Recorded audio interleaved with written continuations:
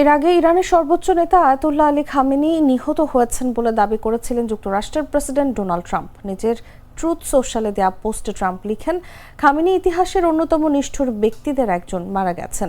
Donald Trump তার পোস্টে বলেন, খামেনির মৃত্যু শুধু ইরানের জনগণের জন্য ন্যায় বিচার নয়, বরং সব মহান আমেরিকান এবং বিশ্বের বিভিন্ন দেশের সেই সব মানুষদের জন্য ন্যায় প্রতিষ্ঠা যারা তার নির্দেশে বা তার ঘনিষ্ঠদের কর্মকাণ্ডে নিহত বা পঙ্গু হয়েছেন।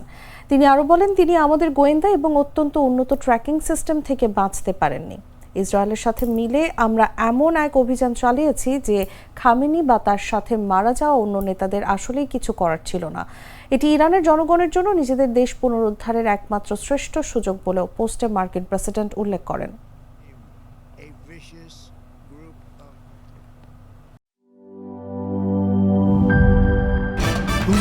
ভয় পাস না, এটা কসমিক ডোর। শব্দের আরেক নাম কসমিক ডোর। এর ওয়াল থিকনেস ও রিপ থিকনেস বেশি থাকায় এটাকে 50 বছরেরও বেশি। কসমিক ডোর, নিশ্চিন্তে 50 বছর।